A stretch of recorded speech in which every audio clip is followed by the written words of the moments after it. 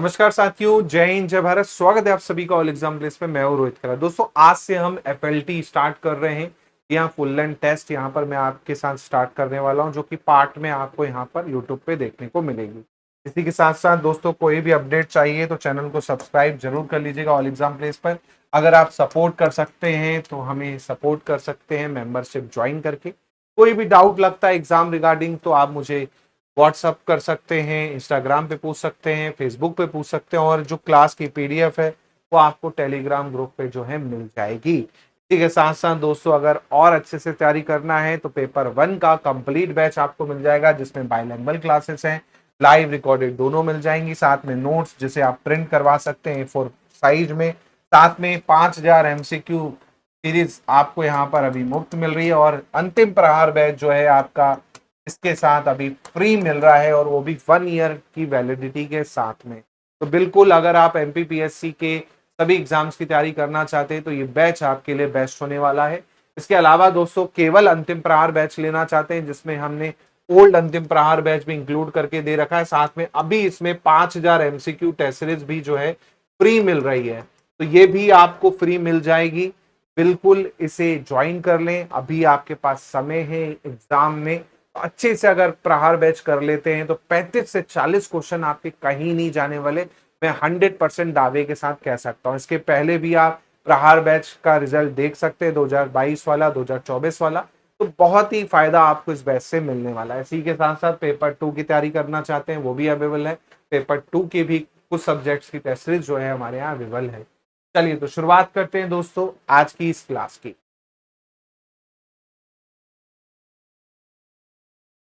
नमस्कार साथियों, जय हिंद जय भारत। स्वागत है आप सभी का ऑल एग्जाम प्लेस पे। गुड इवनिंग, बहुत बहुत स्वागत है आपका क्लास में।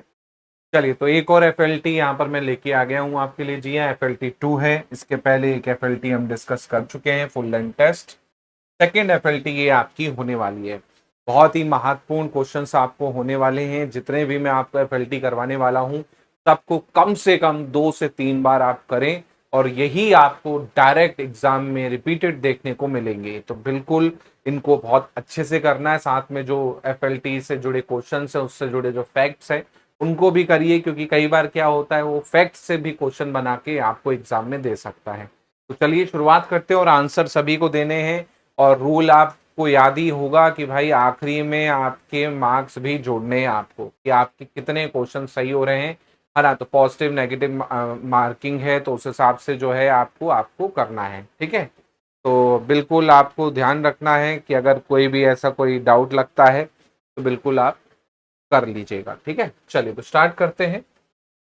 पहला क्वेश्चन आपके स्क्रीन पे आपको दिख रहा होगा, यहाँ पर ध्यान से देखिए। फर्स्ट क्वेश्चन है जहां पर किससे संबंधित है आपका आपका क्वेश्चन है, कथन दे रखे हैं। कथन में क्या बोला जा रहा है? There are 18 subject in 12th schedule of constitution which the panchayat has been given the power. 12वीं अनुसूची की बात हो रही है, बोल रहा 18 विषय हैं और पंचायतों को शक्ति मिलती है। दूसरा कथन बोल रहा है 29 सब्जेक्ट हैं 11वीं अनुसूची में, और म्युनिसिपैलिटी को पावर मिलती है ना। तो संविधान की 11वीं अनुसूची की बात हो रही है, 29 विषय हैं इसमें, और नगर पालिका को पावर मिलती है। अब आपको बताना है कौन सा कथन यहां पर जो है आपका क्या है, आपका है। चलिए, मेरे हिसाब से जल्दी से आप आंसर करेंगे फटाक से। सभी लोग लाइन से जुड़ जाइए, है ना। लाइन से जुड़ जाइए, फटाक से आंसर कीजिए। लाइन से जुड़ जाइए, फटाक से आंसर कीजिए। क्या होगा इसका आंसर? अब आपने पढ़ा है कौन सा शेड्यूल? 73वां संविधान पढ़ा है ना। 73 पढ़ा है, जो कि किससे जुड़ा हुआ है? पंचायत से जुड़ा हुआ है ना। 74 आपने पढ़ा है, ये किससे जुड़ा हुआ है? नगर पालिका से जुड़ा हुआ है ना। नगर पालिका से जुड़ा हुआ है, ये आपने पढ़ा है ना। 73वें संशोधन में आपने क्या क्या पढ़ा है भाई? 73वें संशोधन में कौन सी सूची होती है? 11वीं अनुसूची होती है, जबकि 74वें संशोधन में 12वीं अनुसूची होती है, ये आपने पढ़ा है। इसके अलावा 73वें संशोधन में आपने ये भी पढ़ा है कि इसमें सब्जेक्ट जो हैं आपके कितने होते हैं, है ना। तो जाहिर सी बात है, पहला यहां पर क्या बोल रहा है कि 12वीं अनुसूची किससे संबंधित है? पंचायत से। गलत। 12वीं अनुसूची किससे संबंधित है? नगर पालिका से संबंधित है, तो पहला क्वेश्चन रॉन्ग हो जाएगा। दूसरा ऑप्शन भी यहां पर रॉन्ग हो जाएगा क्योंकि 11th जो है वो संबंध रखता है पंचायत से, है ना। तो जस्ट उल्टा यहां पर दे दिया है और आपसे पूछ लिया, तो यहां पर दोनों ही विकल्प जो हैं आपके क्या हो जाएंगे? गलत हो जाएंगे। सी ऑप्शन यहां पर क्या हो जाएगा? आपका आंसर हो जाएगा, है ना। और ये चीज आपको ध्यान रखना है कि भाई 11वीं अनुसूची में 29 विषय हैं, है ना। 11वीं अनुसूची में 29 विषय हैं, जबकि 12वीं अनुसूची में कितने विषय हैं? 18 विषय हैं। ये आपको ध्यान रखना है। ग्राम पंचायत, और इसमें आपको ज्यादा विषय जो है दे रखे हैं, है ना। ज्यादा विषय जो है आपके दे रखे हैं, ये आपको विशेष रूप से ध्यान रखना है। इसके अलावा आपने पंचायत के काम देखे ही होंगे, है ना। 29 काम होते हैं एक्चुअल में, आप देखेंगे 11वीं अनुसूची में, जिसमें कृषि भूमि विस्तार, तो ये जो विषय हैं इनको भी एक बार देख लीजिएगा क्योंकि एक दो बार इससे क्वेश्चन भी आया हुआ है ना। तो ये आपको ध्यान रखना है, जो 29 विषय हैं खासकर इनको एक बार जरूर देख लीजिएगा। इसके अलावा आर्टिकल आपको पता होगा, पंचायत से रिलेटेड 243 से शुरू होता है, 243 ओ तक पंचायत से संबंधित आर्टिकल है। इस पे भी पूछा जा सकता है आपको, है ना। जैसे 243 में क्या है? परिभाषा है आपकी, है ना। 243 ए में क्या है भाई? आपका ग्राम सभा है ना। 243 बी में आपका क्या है? 243 बी में पंचायतों का गठन है। 243 सी में क्या है? पंचायत का स्ट्रक्चर है, संरचना है। तो ये आर्टिकल भी आप जरूर एक बार ओवरव्यू कर लीजिएगा, ताकि इनसे संबंधित कोई भी क्वेश्चन आए वो आपको क्या है? मिल जाएगा, ठीक है।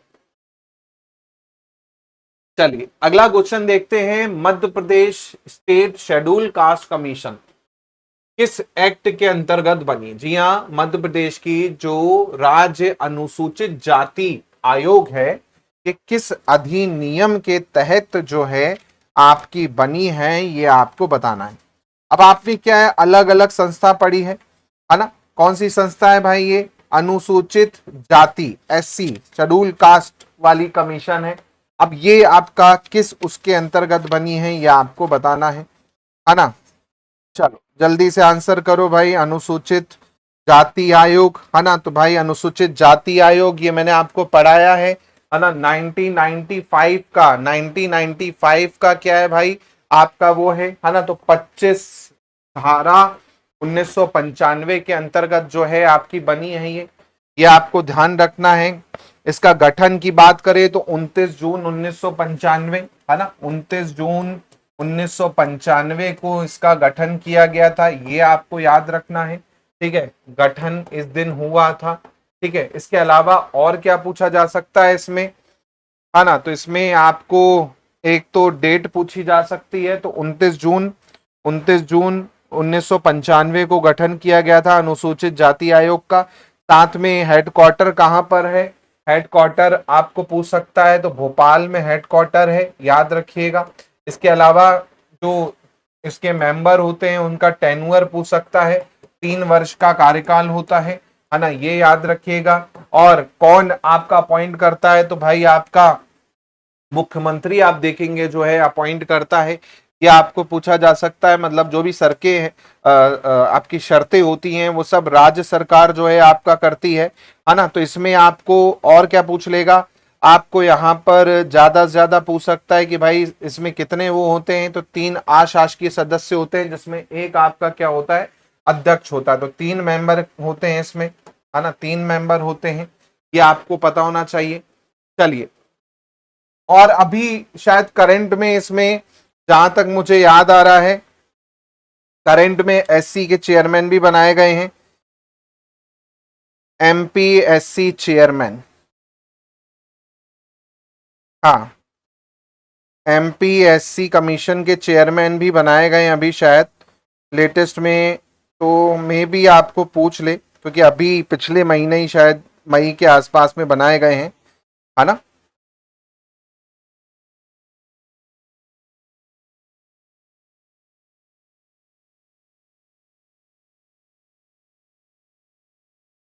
हाँ, कैलाश जाटव, आई थिंक, मुझे जहां तक याद आ रहा है, जहां तक डेटा है ना, अप्रैल में ही बिल्कुल कैलाश जाटव जी हैं, इन्हें बनाया गया है चेयरमैन अभी, है ना। तो ये पूछ सकता है कैलाश जाटव।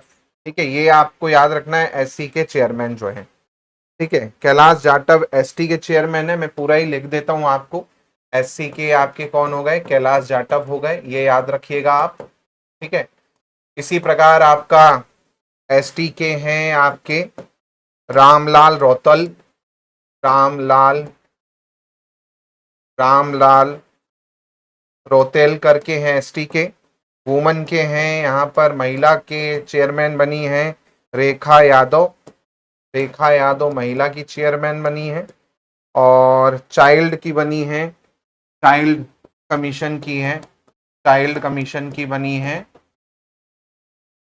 आपकी निवेदिता शर्मा, निवेदिता शर्मा बनी है चाइल्ड की। ठीक है, तो ये आप याद रखिएगा क्योंकि ये लेटेस्ट में है, अप्रैल में ही अभी अनाउंसमेंट हुआ था, अप्रैल लास्ट में मई फर्स्ट वीक में, है ना, तब ये आपको याद रखना है ना। तो भाई सभी कमीशन के जो अभी चेयरमैन बने हैं इनसे क्या है आपको पूछा जा सकता है। ठीक है, तो ये आपको विशेष रूप से ध्यान रखना है।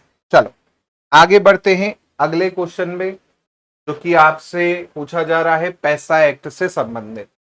जी हाँ, पंचायत उपबंध अनुसूचित क्षेत्रों तक विस्तार पैसा अधिनियम 1996 के बारे में कौन सा कथन सही है, ये आपको बताना है। चार कथन यहाँ पर दे रखे हैं, चारों में आपको बताना है कौन सा कथन सही है। पहला बोल रहा है कि पैसा एक्ट संबंधित है पार्ट 9 आपका भाग 9A से। दूसरा बोल रहा है ये पंचायतों से संबंधित है।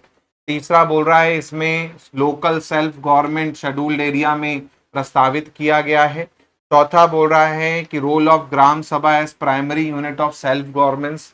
अब आपको बताना है यहाँ पर कौन सा कथन जो होगा वो आपका सही है।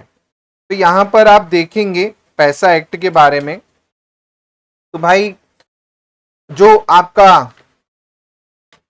पैसा एक्ट है तो उसमें अगर आप देखोगे तो पहला वाला जो है यहाँ पर रॉन्ग है, पहला वाला जो है वो रॉन्ग है। जैसे कि आप सभी को पता है भाई पहला वाला यहाँ पर क्या है, रॉन्ग है ना। क्यों रॉन्ग है, हाँ पहला वाला रॉन्ग है ये। ठीक है, तो भाई ये 5वीं अनुसूची के क्षेत्रों में आप देखेंगे आदिवासी क्षेत्र है उसमें लागू होता है। पहला वाला क्या बोल रहा है कि भाई 9वां आपका बोल रहा है भाग ए में जो है इसको शामिल किया गया है, जबकि आप देखेंगे जो 9वां ए है वो नगर पालिका से रिलेटेड होता है ना। जबकि आप देखेंगे वो नगर पालिका से रिलेटेड होता है ए वाला जो पार्ट है एक्चुअल में। तो पहला वाला यहाँ पर क्या है, रॉन्ग है ना। दूसरा वाला बिल्कुल सही है, पंचायत से रिलेटेड है, खासकर ये पंचायत से संबंधित है ये, क्योंकि जो शेड्यूल्ड एरिया है वहां के लिए है बिल्कुल। साथ में एक तरह से जो पावर दे रखी है ग्राम सभा को दे रखी है, वो डिसाइड करेगी सबसे छोटी, है ना। तो जल जंगल जमीन आप सभी को पता है ना। तो ग्राम सभा पर पूरा का पूरा एक तरह से लोड है जल जंगल जमीन का, जल जंगल जमीन ये डिसाइड करेगी कि भाई लीज पे देना है, माइनिंग होनी है कि नहीं होनी है, शराब की दुकान खोलनी है कि नहीं खोलनी है ना। तो ये आपका क्या है उससे संबंधित है। जबकि पहला वाला बोल रहा है पार्ट 9, तो पार्ट 9A जो है वो नगर पालिका से एक्चुअली में आप देखेंगे रिलेटेड आपका होता है। तो पहला यहाँ पर गलत है, दूसरा सही है, तीसरा सही, चौथा सही। तो यहाँ पर क्या हो जाएगा, बी ऑप्शन क्या हो जाएगा आपका आंसर हो जाएगा, है ना। ठीक है, चल तो याद रखिएगा। अगला है यहाँ पर, अगला है यहाँ पर आपका मध्य प्रदेश में सुमन कार्यक्रम का उद्देश्य क्या है।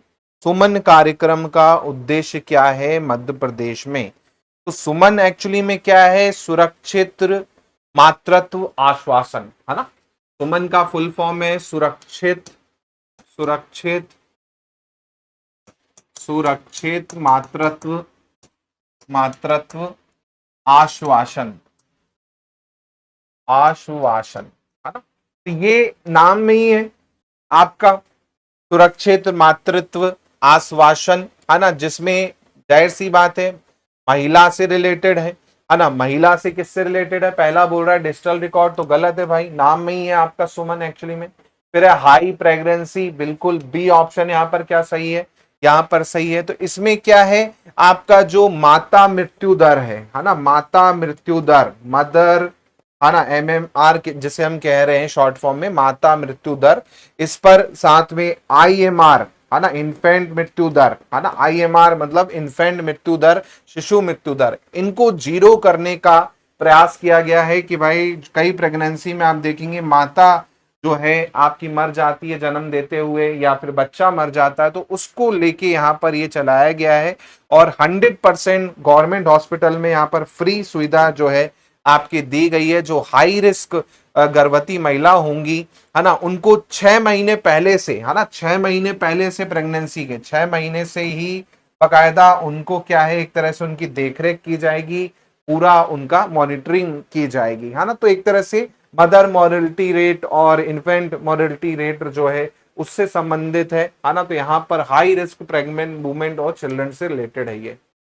चलिए अगला है sustainable development goal India index 4.2, which of the following is not among sustainable development of Madhya Pradesh is front runner. तो भाई मध्य प्रदेश का फ्रंट रनर में नहीं शामिल है, ये आपको बताना है।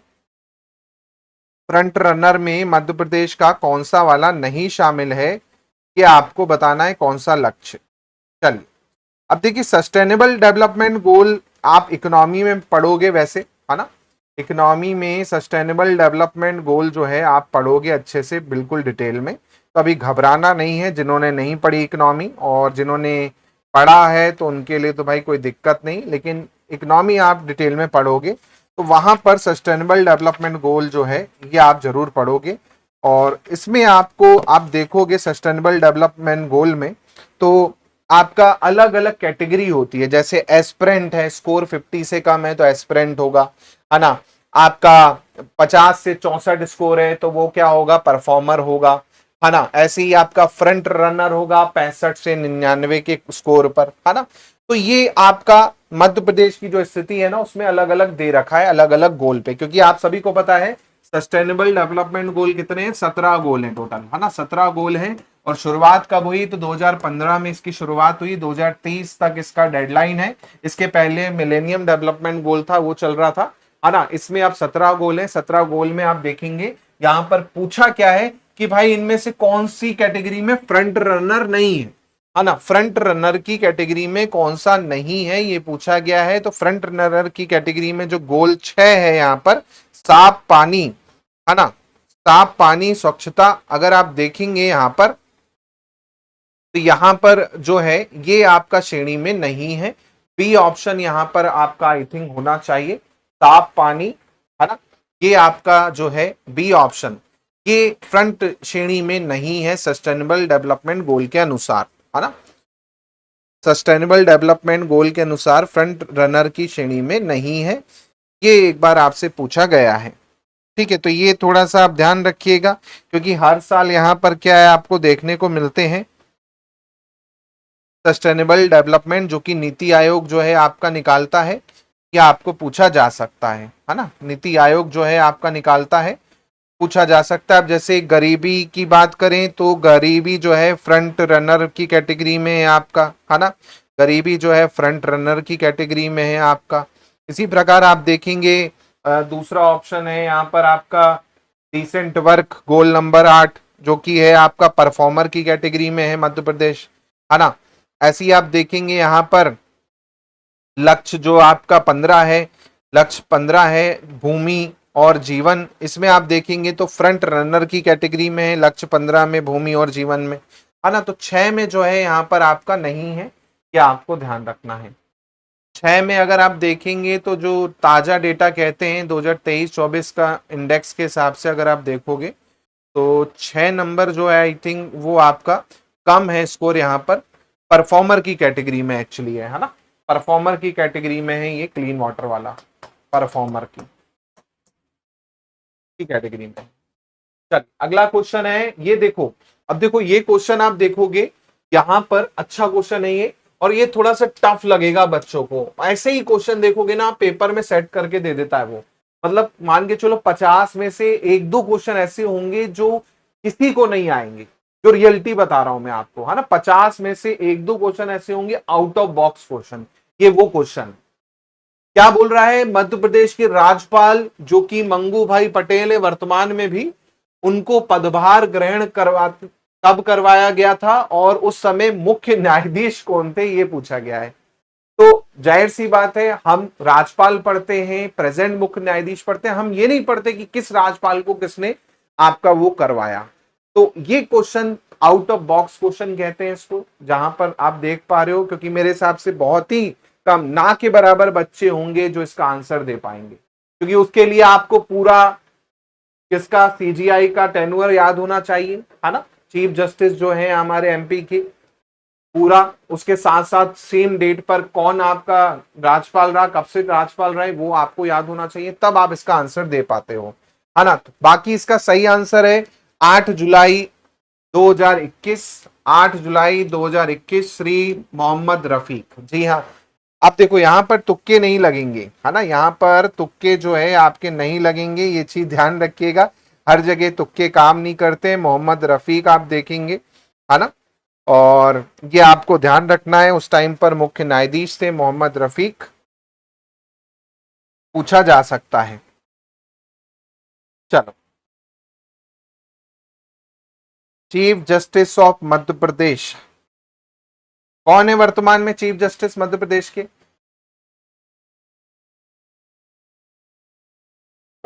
हाँ, वर्तमान में एक्टिंग चीफ मिनिस्टर, आप ध्यान रखें, वर्तमान में एक्टिंग चीफ मिनिस्टर कौन, एक्टिंग सीजीआई कौन है आपके चीफ जस्टिस एमपी के? विवेक रोसिया। हाँ, याद रखिएगा, वर्तमान में अभी विवेक रोसिया है ना, वर्तमान जो CG chief justice of MP, cGMP हैं, वो है विवेक रोसिया। ये एक्टिंग है एक्चुअली, विवेक रोसिया अभी बने, जून में ही बने हैं, है ना, ये जून में ही बने अभी, है ना, जून में ही बने अभी ये। इसके पहले आपके कौन थे? सचदेवा साहब थे, है ना, संजीव सचदेवा थे इनके पहले, संजीव सचदेवा थे इनके पहले, है ना, ये आपको ध्यान रखना है, इनके पहले थे। वर्तमान में आप देखेंगे तो विवेक रोसिया जो है आपके हो गए हैं, ठीक है, तो ये आपको ध्यान रखना है। हो सकता है यहाँ पर क्या है, पूछ ले कि भाई मध्य प्रदेश के चीफ जस्टिस कौन से हैं एक्टिंग के रूप में, आप देखेंगे विवेक रशिया थे, रशिया है, और उसके पहले आप देखेंगे संजीव सचदेवा जो थे एक्चुअल में चीफ जस्टिस थे, और ये सुप्रीम कोर्ट में जो है अब जज की ओर चले गए हैं, है ना, सुप्रीम कोर्ट में जज की ओर चले गए हैं, और ये 2025 जुलाई 2025 तक जो है एक्चुअल में आप देखेंगे 1 जून 2026 तक जो है एक्चुअल में चीफ जस्टिस के रूप में जो है इन्होंने काम किया था। इसके पहले सुरेश कुमार कैद करके थे, है ना, इसके पहले सुरेश कुमार कैद करके थे, ठीक है। तो हो सकता है आपको पेपर पहले बन गया हो, तो अगर क्वेश्चन आए तो संजीव सचदेवा को याद रखिएगा, ऑप्शन देख लीजिएगा एक बार। वर्तमान में अगर पूछ रहा है तो भाई विवेक रशिया ही है, क्योंकि पेपर तो भाई बाद में ही हो रहा है ना। अगला देखिएगा, मध्य प्रदेश राज्य सचिवालय वल्लभ भवन जो है आपका, इसकी आधारशिला किसने और कब रखी? तो यहाँ वल्लभ भवन की बात हो रही है, वल्लभ भवन, क्योंकि अभी जब आप क्या करोगे, जब आप असिस्टेंट प्रोफेसर बन जाओगे, ज्वाइनिंग लेट आएगी, तो आपके वल्लभ भवन के बहुत चक्कर लगने वाले हैं, है ना, वल्लभ भवन के आपके बहुत चक्कर लगेंगे, अभी बहुत ज्यादा चक्कर लगेंगे, क्योंकि ज्वाइनिंग नहीं आएगी, जैसे अभी जूलॉजी की ज्वाइनिंग नहीं आई, है ना, तो बहुत लोग वल्लभ भवन के चक्कर लगा रहे हैं, किसी को ट्रांसफर लेना है, मनपसंद जगह लेनी है, तो वल्लभ भवन के चक्कर आपके लगने वाले हैं। हाँ, कहाँ पर है भाई? भोपाल में अरेरा हिल, है ना, अरेरा हिल में है वल्लभ भवन, अरेरा हिल्स में है वल्लभ भवन भोपाल में, है ना, ये आपको ध्यान रखना है। इसके अलावा इसे आप जवाहरलाल नेहरू जो है ना, श्री जवाहरलाल नेहरू 1958 में जो है आपका इन्होंने किया था, ये आपको ध्यान रखना है, क्वेश्चन जो है आपको पूछा जा सकता है।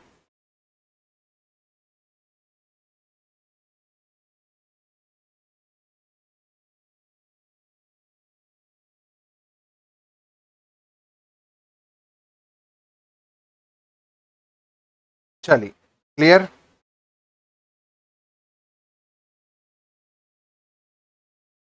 और कोई डाउट तो नहीं इस क्वेश्चन पे? हाँ, समझ में आ गया ना?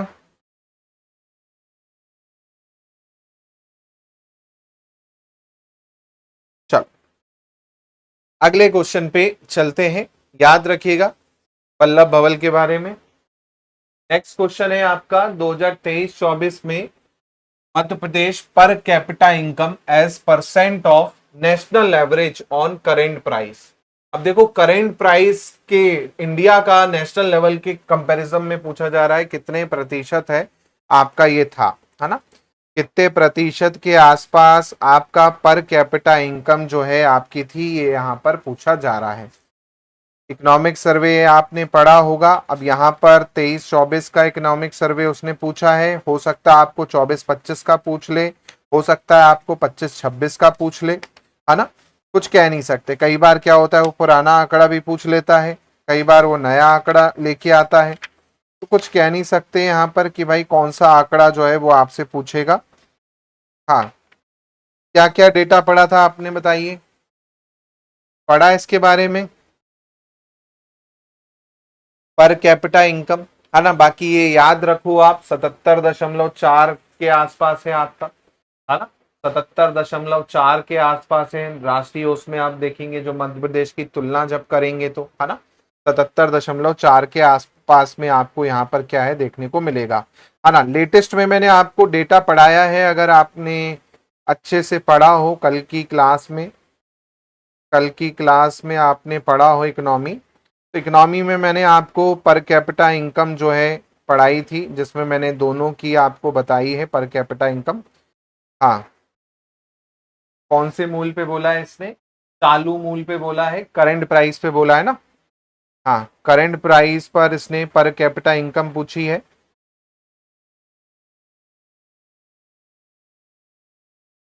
हम्म,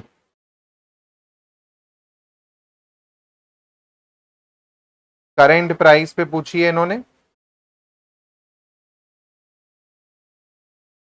हाँ, करंट प्राइस पे कितनी है बता पाएंगे, कल ही पढ़ाई थी आप लोगों को करंट प्राइस पे।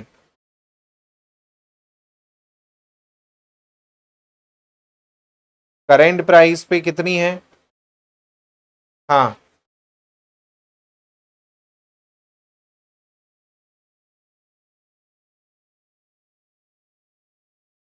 1,52,615 के आसपास पढ़ाई थी मैंने आपको करंट प्राइस पे प्रति व्यक्ति आय मध्य प्रदेश की, 1,52,615 के आसपास, 1,52,615 के आसपास पढ़ाई थी एमपी की, है ना, करंट पे 2024-25 की 1,52,615 के आसपास। और भारत की आप देखेंगे प्रचलित जो थी वो कितनी थी, भारत की प्रचलित 2 लाख के आसपास थी, है ना, 2 लाख के आसपास थी, है ना। भारत की जो थी इंडिया की 2 लाख के आसपास थी आपकी, इंडिया की 2 लाख 2 लैक्स के आसपास थी, ठीक है। चल अगला है, यहाँ पर क्वेश्चन है, प्रोडक्ट दे रखे हैं आपको और उनके स्थान को यहाँ पर मिलाना है। चलिए अब यहाँ पर आप देखेंगे तो ददरवारा तुअर दाल है ना, कुंभराज धनिया है, वीर शंकर चावल है, चिन्नौर चावल है। अब ये क्या है, वन डिस्ट्रिक्ट वन प्रोडक्ट जब आप पढ़ोगे, है ना, वन डिस्ट्रिक्ट वन प्रोडक्ट जब पढ़ोगे, या फिर आप ओडीओपी पढ़ रहे हो, जीआई टैग पढ़ रहे हो, तब ये क्वेश्चन जो है आप पढ़ोगे, है ना। जनरली ये एक जिला एक उत्पाद से संबंधित क्वेश्चन है, ओडीओपी जिसे हम कहते हैं, वन डिस्ट्रिक्ट वन प्रोडक्ट जो है आपका। परसेंट निकाल के देख लीजिएगा कैलकुलेटर से, है ना, परसेंट निकाल के एक बार आप लोग खुद से देख लीजिएगा कितना हो रहा है ना। ये क्या है एक्चुअल में, ओडीओपी है ना, ओडीओपी है, one district one product, one district one product है ये, एक डिस्ट्रिक्ट का एक उत्पाद, एक डिस्ट्रिक्ट का एक जिले का एक उत्पाद है ये। अब आप सभी को पता है एक डिस्ट्रिक्ट एक उत्पाद में कौन सा कहां पर है, जैसे चिन्नौर चावल जो है बालाघाट का है ना, चिन्नौर चावल आपका बालाघाट का है, अगर आप देखेंगे, है ना, चिन्नौर चावल जो है वो आपका महाकौशल आ जाएगा, है ना। एक्चुअल में तो देखो बालाघाट है ना, बालाघाट का है चिन्नौर चावल, भैया बालाघाट आप याद रखिएगा, जो कि महाकौशल में ही आएगा। तो भाई इसका हो जाएगा डी का 4। अब डी का 4 होगा तो 2 ऑप्शन देखोगे यहाँ पर वैसे ही कट जाएंगे, है ना। दो ऑप्शन यहाँ पर वैसे ही कट जाएंगे। इसी प्रकार वीर शंकर चावल आप देखेंगे, वीर शंकर चावल आप देखेंगे,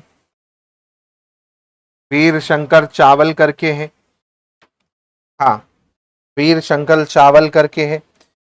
ये कहाँ का है, ये आपका कहाँ है, सिवनी जिले का है ना।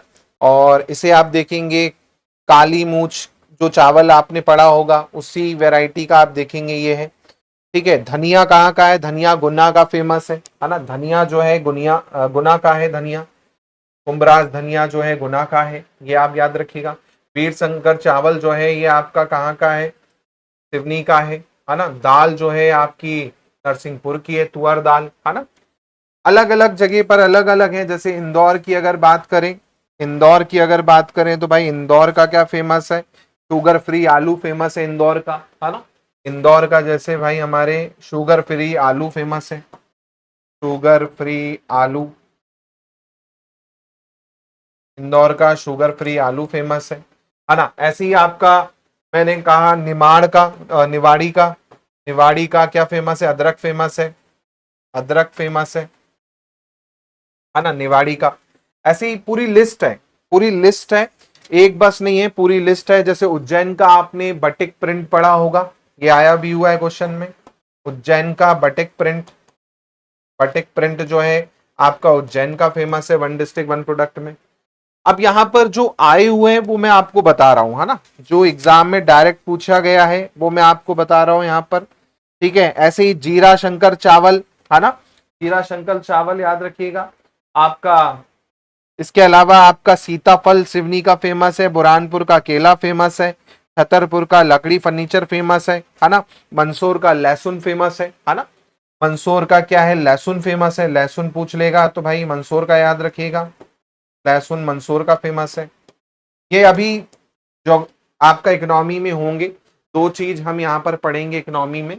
एक पढ़ना है हमको जीआई टैग और एक ओडीओपी, है ना। ये दोनों साथ में ही होंगे, एक ही लेक्चर में दोनों हो जाएंगे, है ना। तो ओडीओपी हो और जीआई टैग हो, दोनों ही एक लेक्चर में आपके क्या है होंगे पूरे के पूरे। तो टेंशन मुक्त रहिए, कोई दिक्कत नहीं है, आराम से हो जाएगा ये, है ना।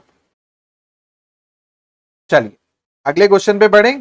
अब देखो इसमें कई बार क्या होता है, ओडीओपी भी पूछ सकता है आपसे, है ना। वन डिस्ट्रिक्ट वन प्रोडक्ट के अलावा वो जीआई टैग भी पूछ लेता है। तो जीआई टैग में आप देखेंगे जैसे भाई आपका पन्ना डायमंड जीआई टैग में है ना। इसके अलावा जीआई टैग में आपका क्या है, गजक है मुरैना की, है ना। इसके अलावा आप देखेंगे गौड़ पेंटिंग को जीआई टैग मिला हुआ है ना।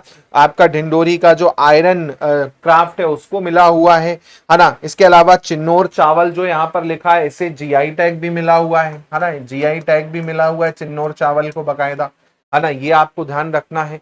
इसके अलावा आप देखेंगे चमड़े के खिलौने इंदौर के जीआई टैग मिला हुआ है, चमड़े के खिलौने इंदौर को, है ना। चमड़े के खिलौने इंदौर के, चमड़े के खिलौनों को जीआई टैग मिला हुआ है ना। तो ये कुछ चीजें हैं जिनको जीआई टैग मिला है, वैसे पूरी लिस्ट में आपको पढ़ाऊंगा, वो आप ध्यान से देखिएगा। चलिए बोला जा रहा है how many jobs are expected to create under industrial promotion policy 2025 by 2030। 2030 तक पूछा जा रहा है भैया कितनी जो जॉब है आपकी क्रिएट की जाएंगी, क्या आपको बताना है। कितनी जॉब क्रिएट की जाएंगी हमारे देश में, क्या आपको बताना है। मेरे हिसाब से सरकार क्या है, अलग अलग वादे तो कर देती है, आंकड़े दे देती है कितने लोगों को मिलेंगे पैसे, लेकिन होता पूरा नहीं है।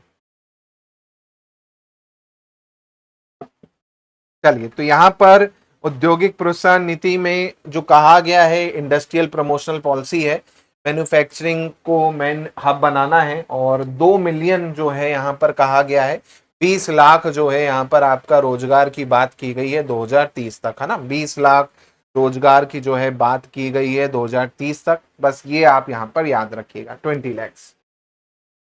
अगला क्वेश्चन है यहाँ पर which young 20 year old Indian badminton player won BWF World Tour US Open Super 300 2025 title by defeating world third rank player. किसने भैया ये आपका जीता है, ये आपको बताना है। किसने ये जीता है ये आपको बताना है। देखो एक क्वेश्चन आप अभी देख रहे हो, एक क्वेश्चन आप देख रहे हो अभी, जो आपको हमेशा स्पोर्ट्स से रिलेटेड पूछेगा ही पूछेगा, है ना। तो भाई खासकर एमपी वाले पर थोड़ा सा ज्यादा फोकस कीजिएगा, लेकिन थोड़ा सा पढ़ना पड़ेगा, एक क्वेश्चन आने की संभावना है ना। तो ये है आयुष शेट्टी। जी हाँ, आयुष शेट्टी ने जो है आपका ये जीता है खिताब, ये आप ध्यान रखिएगा। आयुष शेट्टी में लक्ष्य सेन बस नहीं है ना, आयुष शेट्टी जो है इसका सही आंसर है, ये आपको ध्यान रखना है। आयुष शेट्टी ने जो है ये आपका जीता है। और आयुष शेट्टी अगर आप देखेंगे तो भाई कर्नाटक के हैं वैसे तो, है ना, इनका एमपी से कोई ताल्लुक नहीं है, लेकिन फिर भी कई बार क्या होता है दोस्तों, इस तरह के क्वेश्चन बन जाते हैं, है ना। लक्ष्य सेन नहीं है आंसर, आयुष शेट्टी है, ठीक है। तो हमेशा तुक्का नहीं लगाना है। चलिए अगला है question, in the contest of environment classification what does mean by if environment is labelled uncertain. पर्यावरण वर्गीकरण के संदर्भ में यदि पर्यावरण को अनिश्चित कहा जाता है तो इसका मतलब क्या होता है, ये आपको बताना है। हाँ, क्या होगा भाई, अनिश्चित कह रहे हैं, इसका मतलब क्या है।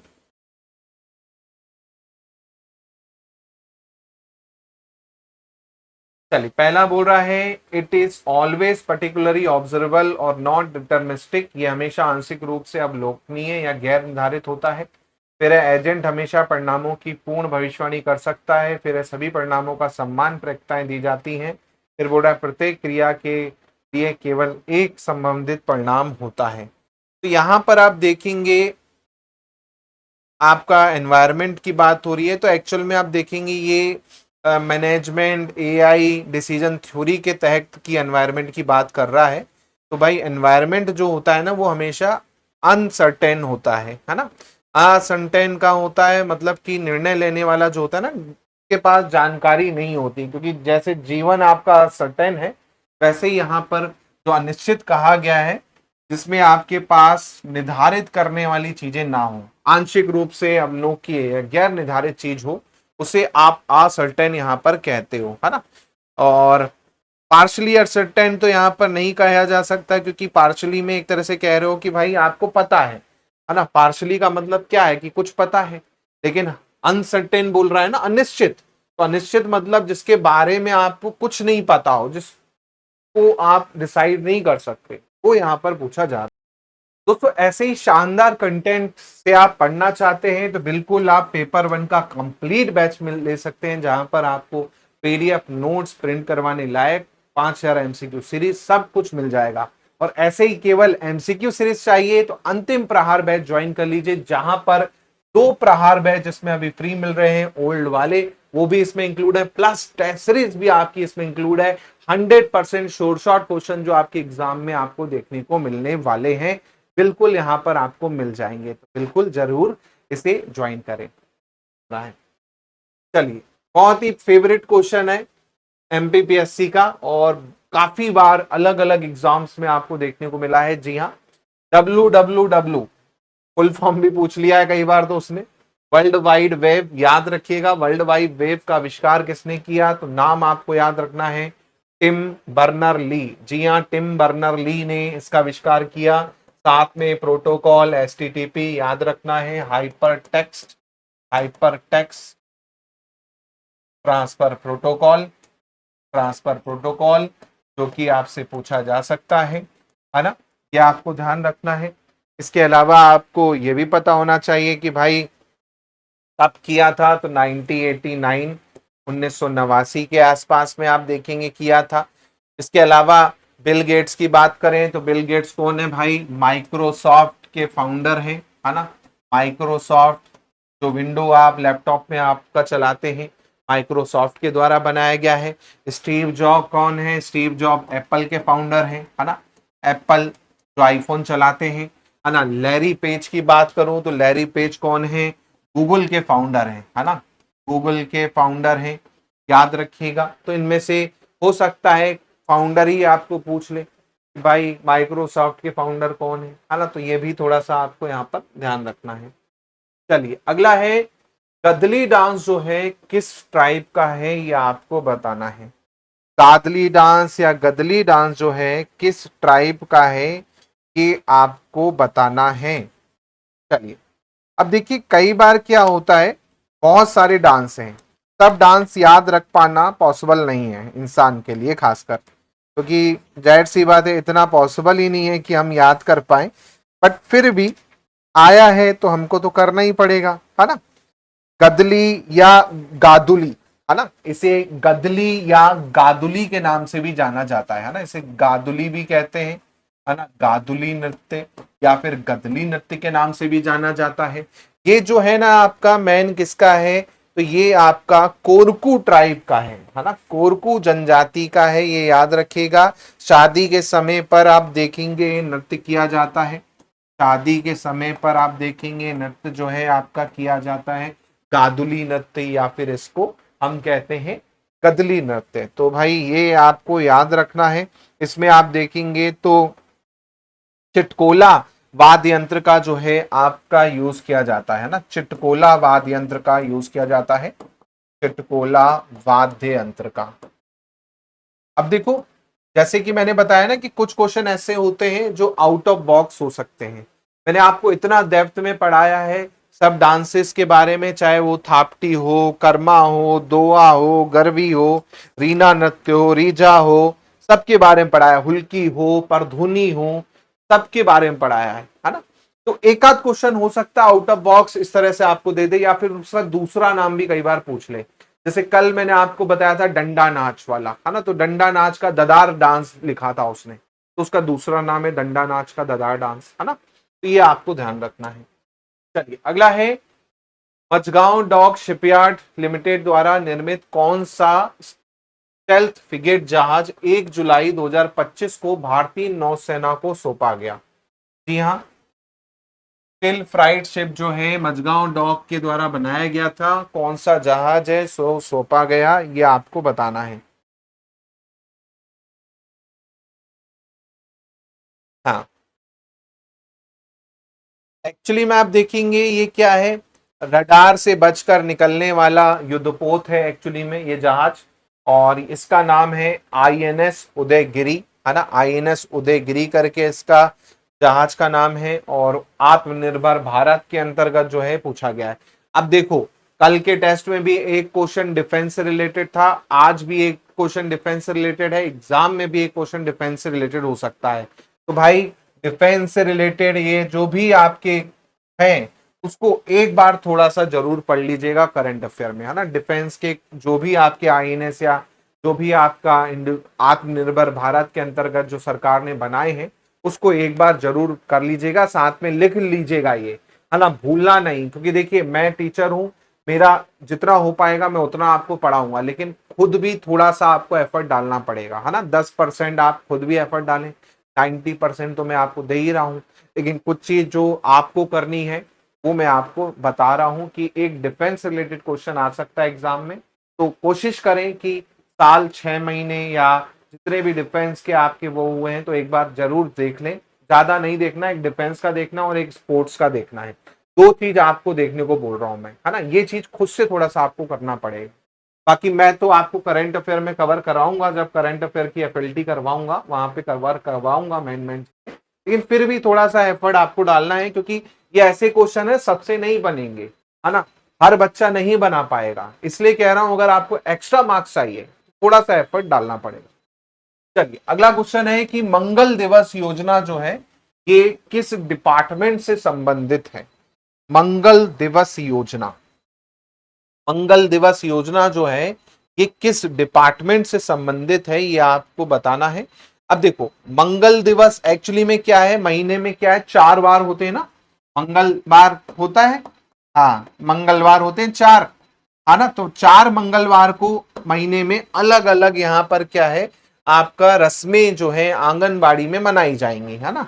रस्में जो है आंगनबाड़ी केंद्र होता है, जो आंगनबाड़ी केंद्र होता है वहां पर अलग अलग रस्में मनाई जाएंगी। जैसे भाई पहले मंगलवार को आपका क्या मनाया जाएगा, गोद भराई की जाएगी, है ना, गोद भराई की जाएगी। 7वें महीने में आप देखेंगे गोद भराई की जाती है प्रेग्नेंट लेडी की, है ना। तो भाई पहले मंगलवार को गोद भराई करवाएंगे, दूसरे मंगलवार को अन्नप्राशन करवाएंगे। अन्नप्राशन आपको पता ही है कि भाई छोटा बच्चा जब पहली बार उसको क्या है अन्न खिलाया जाता है ना। ऐसे ही तीसरे मंगलवार को क्या करवाएंगे, तीसरे मंगलवार को जन्म दिवस जो होता है, बर्थडे होता है, उससे रिलेटेड कार्यक्रम करवाएंगे, है ना। ऐसे ही चौथे मंगलवार को क्या करवाएंगे, किशोरी बालिका दिवस करवाएंगे, है ना। किशोरी बालिका दिवस, किशोरी बालिका दिवस।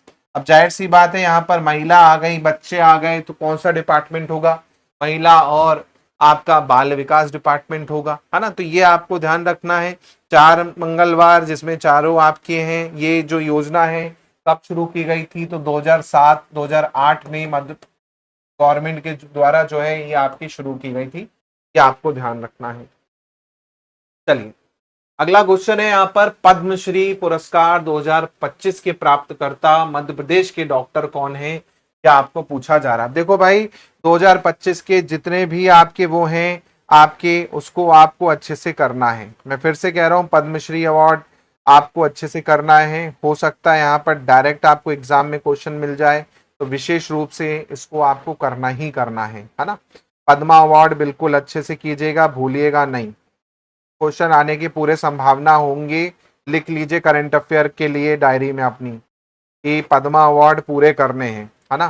25 के पद्मा अवार्ड कर लेना, साथ में 24 वाले भी रट लेना इनकेस कई बार पुराने भी पूछ लेता है वो, है ना। चलिए तो ये हैं डॉक्टर बुधेंद्र कुमार जैन। जी हाँ, डॉक्टर बुधेंद्र कुमार जैन जो हैं ये आपके हैं नेत्र रोग विशेषज्ञ हैं। चित्रकूट में इनका सदगुरु नेत्र चिकित्सालय है ना। चित्रकूट से संबंध है इनका, चित्रकूट से संबंध है आपका इनका, है ना। ये आपको ध्यान रखना है।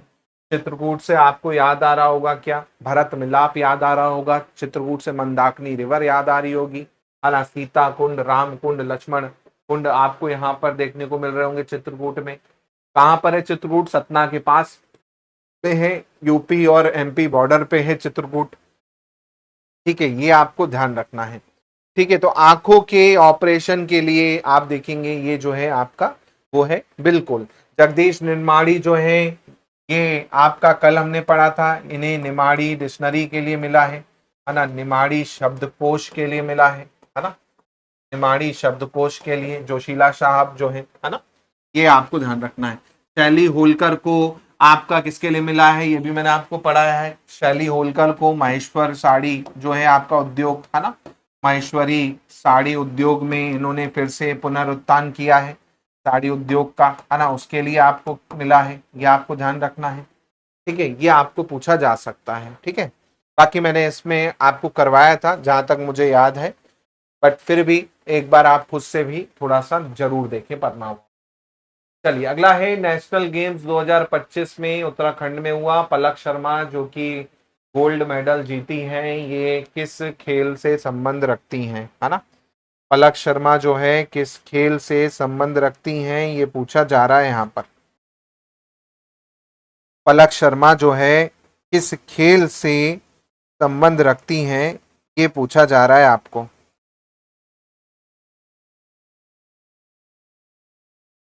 चल बताओ भाई पलक शर्मा के बारे में। हाँ, गोताखोर है ये, गोताखोर है। 1 मीटर स्प्रिंग गोताखोरी में इनका काम है। एक्चुअल में आप देखेंगे स्प्रिंग बोर्ड डाइविंग करती हैं, गोताखोरी है, गोताखोर है एक्चुअल में। कहाँ की है, इंदौर की रहने वाली है ना। इंदौर से ही इनका संबंध है, इंदौर से ही इनका संबंध है पलक शर्मा का, याद रखिएगा। चलो अगला यहाँ पर है, एक सामान्य वेब सर्च इंजन में क्रियाओं का सही क्रम क्या होगा, है ना। वेब सर्च इंजन में क्रियाओं का सही क्रम क्या होगा, ये आपको बताना है। तो भाई सबसे पहले क्या होता है,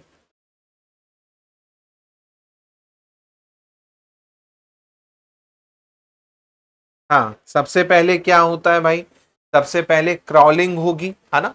जैसे आपका गूगल है तो गूगल क्या करेगा, सबसे पहले क्रॉलिंग करेगा। क्रॉलिंग का मतलब क्या होता है, जो आपके सर्च इंजन में सॉफ्टवेयर होते हैं कौन, जिन्हें वेब स्पाइडर कहते हैं, पढ़ा है आपने वेब स्पाइडर। हाँ, वेब स्पाइडर कह लो या बोट्स कह लो, है ना, बोट्स कह लो, ये क्या करते हैं, ये इंटरनेट पर जितने भी पेजेस हैं उस पर जाके खोजेंगे, खोजने के बाद क्या करेंगे, क्रॉलिंग के बाद वो क्या करेंगे, सर्च इंजन में एक लाइब्रेरी की तरह जो है आपका बनाएंगे, इंडेक्सिंग करेंगे, इंडेक्सिंग के बाद क्या करेंगे, वो आपका क्या करेंगे, सर्चिंग करेंगे। तो सी ऑप्शन यहाँ पर क्या हो जाएगा, सही आंसर जो है आपका हो जाएगा। ये आपको ध्यान रखना है। चलिए, क्लियर ये चीज, कोई डाउट तो नहीं, समझ में आ गया।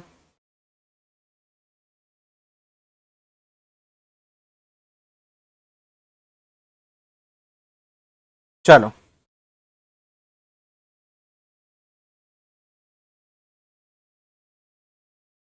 अगले क्वेश्चन पे बढ़ते हैं। नेक्स्ट क्वेश्चन है, which technology is mainly use to achieve rapid electricity in cloud environment.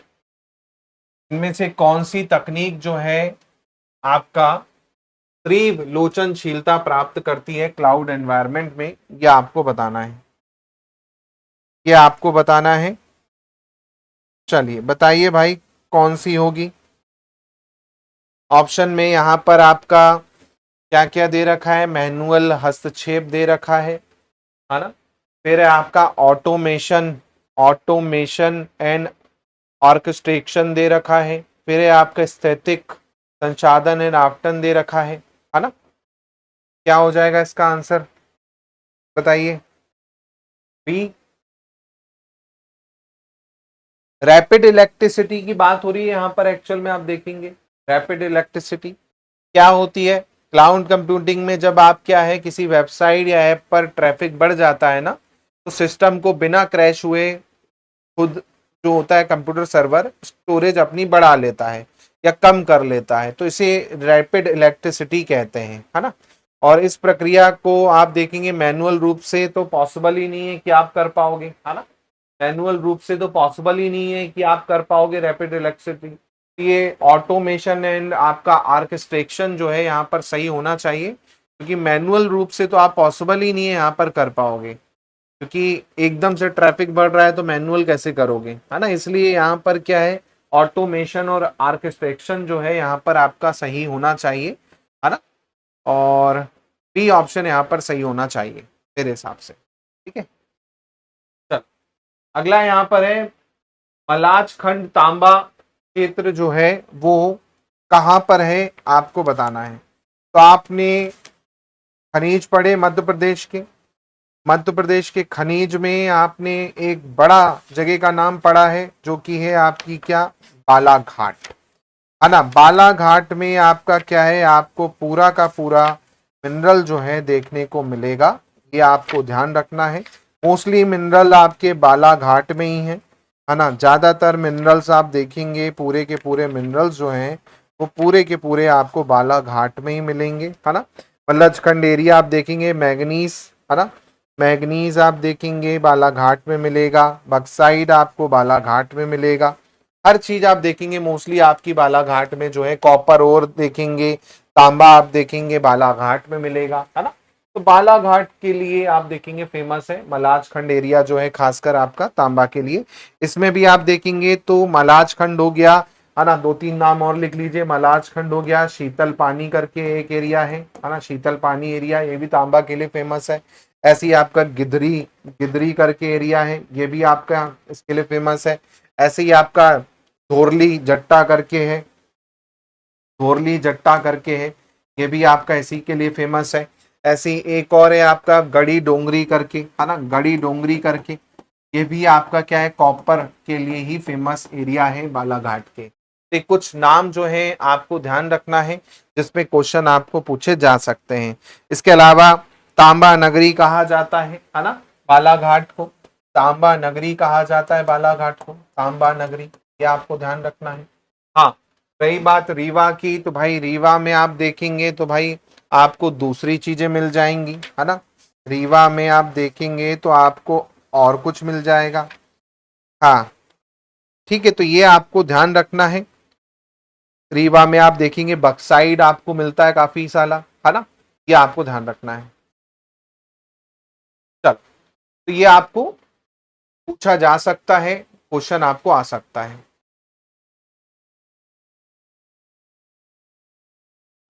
अभी भी देख सकते हो अगर आप, ऐसा कुछ नहीं है कि 2 अगस्त को एग्जाम है तो बाद में देखोगे, अभी भी अगर टाइम है तो साथ के साथ देखते चलिएगा। हाँ, चलिए नेक्स्ट क्वेश्चन आपके हैं यहाँ पर। 2011 की जनगणना के अनुसार सबसे कम घनत्व जो है आपका कौन सा जिला है घनत्व वाला? तो भाई ये तो आपने बहुत बार पढ़ा है, पॉपुलेशन डेंसिटी की बात कर रहे हैं यहाँ पर। हाँ, पॉपुलेशन डेंसिटी सबसे कम कहाँ की है भाई? पॉपुलेशन डेंसिटी ढिंडोरी की है, भूले तो नहीं ना? याद है पॉपुलेशन डेंसिटी की? बिल्कुल याद है ना पॉपुलेशन डेंसिटी। मध्य प्रदेश में सबसे कम पॉपुलेशन डेंसिटी कहाँ की है? ढिंडोरी की है। सबसे ज्यादा कहाँ की है? भोपाल की है। सबसे कम ढिंडोरी, सबसे ज्यादा भोपाल। ये आपको याद रखना है, क्वेश्चन आपको पूछ लेगा, है ना। बाकी मैं यहाँ पर लिख देता हूँ। कितनी है ढिंडोरी की? 94 है। 94 है ढिंडोरी की। 1 किलोमीटर में 94 लोग ही मिलेंगे। फिर आता है श्योपुर का नंबर, है ना। तो भैया पहला आपका ढिंडोरी हो गया, दूसरा आपका श्योपुर हो गया, श्योपुर हो गया दूसरा। तीसरा आपका हो गया, सबसे कम में आप देखेंगे पन्ना, पन्ना हो गया तीसरा, है ना। तो 3 यहाँ पर याद रखिएगा। सबसे ज्यादा के केस में कौन है? भोपाल है। भोपाल का कितना रिकॉर्ड है? 855, है ना। 855 का रिकॉर्ड है भोपाल का। सेकंड नंबर पे कौन आता है? इंदौर आता है 841 के साथ में, है ना। थर्ड नंबर पे कौन आता है भाई? थर्ड नंबर पे आपका जबलपुर आ जाता है। थर्ड नंबर पे आपका जबलपुर आ जाता है। तीसरे नंबर में जबलपुर है। अभी जबलपुर का थोड़ा सा कम है डेंसिटी, 400 कुछ के उसमें है शायद, 473 के आसपास है ना। तो ये आपको ध्यान रखना है, ठीक है। भोपाल का तो याद रखिएगा सबसे ज्यादा के केस में। चलिए अगला क्वेश्चन है कि भाई कौन सी नदी कैमूर श्रेणी में स्थित तमस कुंड नामक जगह से निकलती है, या तमसा कुंड नामक जगह से निकलती है ना। तमसा कुंड होना चाहिए वैसे। तमसा कुंड से कौन सी नदी निकलती है? तो ये तो आप आंखें बंद करके भी जो है आंसर कर सकते हैं। तमसा कुंड से कौन सी नदी जो है आपकी निकलती है, ये पूछा जा रहा है। चलो बताओ भाई, तमसा कुंड, हाँ कौन सी नदी है भाई? आपने टोन नदी के बारे में पढ़ा था? बोलिए हाँ, बिल्कुल। टोन नदी के बारे में आपने पढ़ा है अच्छे से। टोन नदी इसका क्या हो जाएगा? सही आंसर हो जाएगा। टोन को ही तमसा के नाम से जाना जाता है ना। टोन को ही तमसा के नाम से जो है जाना जाता है। हाँ, ये आपको ध्यान रखना है, तमसा या तमस कहते हैं, है ना। आगे चल के आपका गंगा में तमसा जो है मिल जाती हैं, आगे चल के गंगा में जो है तमसा मिल जाती हैं, ये आपको ध्यान रखना है। क्वेश्चन जो है आपको पूछा जा सकता है तमसा रिवर के बारे में भी।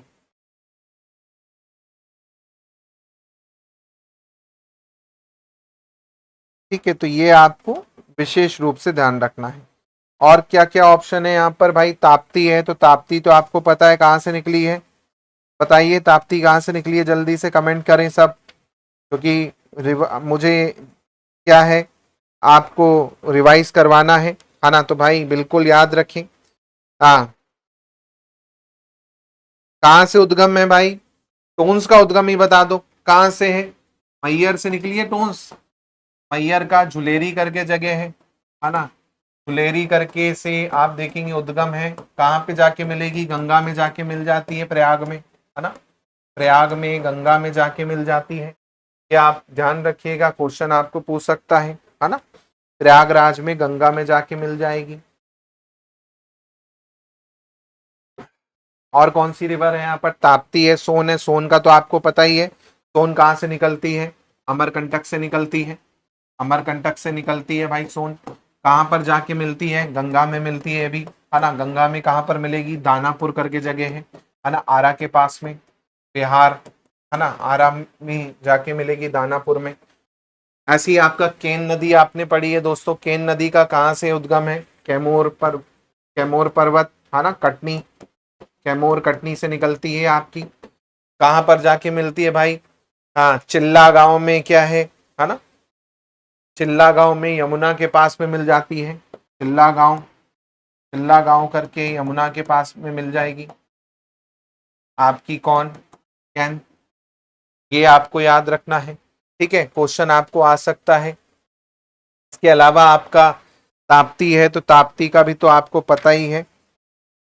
हाँ, ताप्ती कहाँ से है, बैतुल मुल्तई, ताप्ती बैतुल मुल्तई, याद रखिएगा भाई। सब नदियों के बारे में याद रखना है ना, जितनी भी नदियां हैं इंपॉर्टेंट 10-12 सबको आपको याद रखना है। हाँ, बैतुल मुल्तई से निकलती है ताप्ती, कहाँ पे मिलती है, अरब सागर में। हाँ, बैतुल मुल्तई से निकलती है, अरब सागर में जाके क्या है, मिल जाती है। अरब सागर में गुजरात में जाके क्या, खंबात की खाड़ी, है ना, खंबात की खाड़ी में मिल जाती है। ठीक है, चलिए अगला है, मध्य प्रदेश के चंबल क्षेत्र में मृदा अपवर्तन का मुख्य कारण क्या है। जी हाँ, आपका चंबल रीजन में आप सभी को पता है सॉइल इरोजन का मेन कारण क्या है, ये आपको बताना है। चंबल, जाहिर सी बात है, चंबल एरिया मतलब भिंड मुरैना श्योपुर, है ना, भिंड मुरैना श्योपुर आप देखेंगे वहां पर आपका होता है गली इरोजन, है ना, भिंड मुरैना श्योपुर आप देखेंगे गली इरोजन से आपको देखने को मिलेगा। और जाहिर सी बात है गली बन जाती है, इन गली को बीहड़ कहते हैं, बीहड़ क्षेत्र होता है एक्चुअल में, पूरी की पूरी मिट्टी जो है पानी बहा के ले जाती है और गली का निर्माण करती है, खड्डे बन जाते हैं बड़े बड़े, है ना, तो चंबल के बीहड़ कहते हैं। इन बीहड़ में ही आप देखेंगे डाकू जो है छुपा करते थे पहले के टाइम पर, है ना, क्योंकि जो चंबल का प्रेशर होता है पानी का बहुत अच्छे से काटता है, काट कर गलियां बना देता है जो कि कोई काम की नहीं रह जाती, केवल डाकू जो है वो छुप सकते हैं, इसलिए बीहड़ जो है आप देखेंगे चंबल के बहुत फेमस है। पान सिंह तोमर मूवी देखिएगा आप इरफान खान की, है ना, तो उसमें आपको पूरा समझ में आ जाएगा चंबल के बारे में। चलिए, माही परियोजना किन दो जिलों में आपको मिलेगी। माही नदी मतलब आपका कर्क रेखा, है ना, कर्क रेखा को 2 बार काटती है ना, 2 बार काटने वाली नदी है माही नदी, है ना, ये आपको पूछा जा सकता है। माही नदी के बात करें तो भाई माही खुद में एक क्या है आपका, माही नदी आप देखेंगे खुद में आपका तंत्र है ना, माही नदी खुद में आपका एक तंत्र है, ये आपको ध्यान रखना है। माही नदी जो है खुद में एक तंत्र है। हाँ, कहाँ से उद्गम है, सरदारपुर धार के पास से निकलती है, मिंडाग्राम, हाँ सरदारपुर से निकलती है, याद रखिएगा, सरदारपुर, मिंडाग्राम, मिंडाग्राम सरदारपुर से निकलती है, धार से उद्गम है इसका। ठीक है, कहाँ पर जाके मिलेगी भाई, ये कहाँ पर जाके मिलती है, हाँ कहाँ पर जाके मिल जाती है, याद रखिएगा, ये भी खंबात की खाड़ी में जाएगी, है ना, कहाँ जाएगी, खंबात की खाड़ी में जाएगी, खंबात की खाड़ी। 2 बार काटती है कर्क रेखा को, धार झाबुआ जो है मेन इसके लिए है ना, ये आपको ध्यान रखना है। ठीक है, तो 2 बार काटने वाली रेखा है आपकी, ये क्वेश्चन आपको पूछा जा सकता है। जमनालाल बजाज परियोजना है ना, जो कि राजस्थान में है, इस पर जमनालाल बजाज परियोजना याद रखिएगा।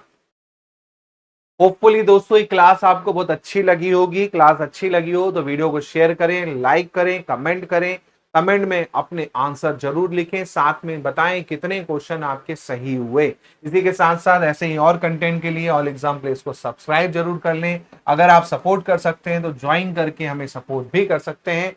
कोई डाउट आपको लगता है तो आप मुझे व्हाट्सएप पर पूछ सकते हैं, इसके अलावा इंस्टा पे पूछ सकते हैं, पीडीएफ आपको टेलीग्राम पे मिल जाएगी। पेपर 1 का कंप्लीट बैच चल रहा है जो कि आपके फायदे के लिए होने वाला है, 1 ईयर वैलिडिटी के साथ में, जिसमें लाइव लेक्चर, बाइलिंगुअल कंटेंट आपको मिलने वाला है, नोट्स A4 जिसे प्रिंट करवा सकते हैं आप, साथ में आपका यहाँ पर 5000 MCQ टेस्ट सीरीज आपकी इसके साथ इंक्लूड कर दी गई है, प्लस अंतिम प्रहार बैच भी इसके साथ इंक्लूड कर दिया गया है। तो अगर पेपर 1 का बैच ले रखा है तो आपको कुछ नहीं लेना, साथ में केवल अगर प्रैक्टिस के लिए आपको बैच लेना है जहां से शॉर्ट क्वेश्चन मिले, वो है हमारा अंतिम प्रहार बैच, कि आप ज्वाइन कर सकते हैं, जिसमें MCQ आपको मिलने वाले हैं।